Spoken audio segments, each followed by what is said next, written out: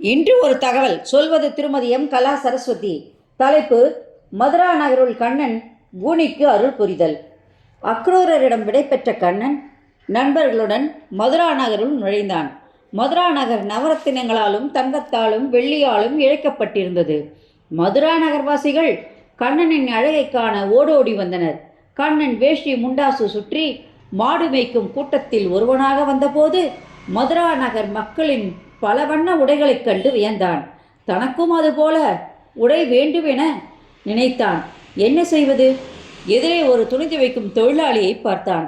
அவனிடம் சென்று, எங்களுக்கு உங்களிடம் உள்ள பட்டாடைகள் 2 தாருங்கள் என கேட்டான்.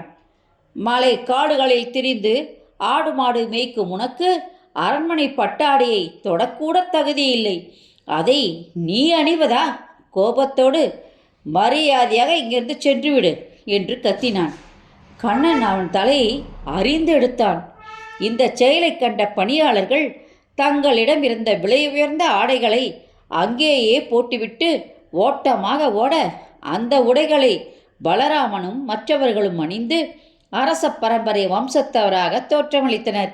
மீண்டும் மதுரா நகர் வீதிகளில் சென்று மக்களை மகிழ்வித்தனர். சுதாமர் இல்லத்துக்கு சென்று அவருக்கு அருளாசி வழங்கிட சுதாமர் கிருஷ்ணனின் பாதங்களுக்கு பாத பூஜை செய்து மகிழ்ந்தார்.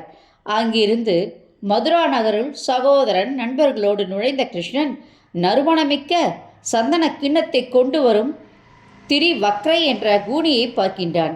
அவள் கழுத்து, மார்பு, இடுப்பு எல்லாம் குறுகி இருந்தது. அழகிய பெண்ணே, நீ யார் என கேட்க, நான் திரிவக்கரை, என்னால் நிமிர்ந்து பார்க்க இயலாது என கூறி கண்ணனின் பாதங்களை பற்றி வணங்கினாள். நான் கம்ச மன்னனுக்கு சந்தனம் அரைத்து செல்கின்றேன். உங்களின் இனிய பேச்சு, குரல், புன்னகை இவை என்னை கவர்ந்து விட்டது. இந்த நறுமணமிக்க சந்தனம் உங்களுக்கு பொருந்துவது போல் யாருக்கும் பொருந்தாது என்று கூறி கண்ணனிடம் கொடுத்தாள். அவள் அன்புக்கு கட்டுண்ட கண்ணன் திரிவக்கரையின் பாதத்தை தன் பாதம் கொண்டு அழுத்தி அவள் கன்னங்களை 2 விரல் கொண்டு நிமிர்த்திவிட நிமிர்ந்தது அவள் கூன் முதுகு. அவள் இளம் பெண்ணாக மாறினாள். இதனால் மகிழ்ந்த திரிவக்ரை கண்ணனை தன்னுடன் வீட்டிற்கு வரும்படி அழைக்க, கண்ணன் என் கடமைகளை முடித்த பின்பு வருகிறேன் என்று விடை பெற்றான். நன்றி, வணக்கம். இந்த ஆடியோ வீடியோ உங்களுக்கு பிடிச்சா லைக் பண்ணுங்கள், ஷேர் பண்ணுங்கள். கொளத்தூர் பாபா டெம்பிள் சேனலுக்கு நீங்கள் சப்ஸ்கிரைப் பண்ணுங்கள்.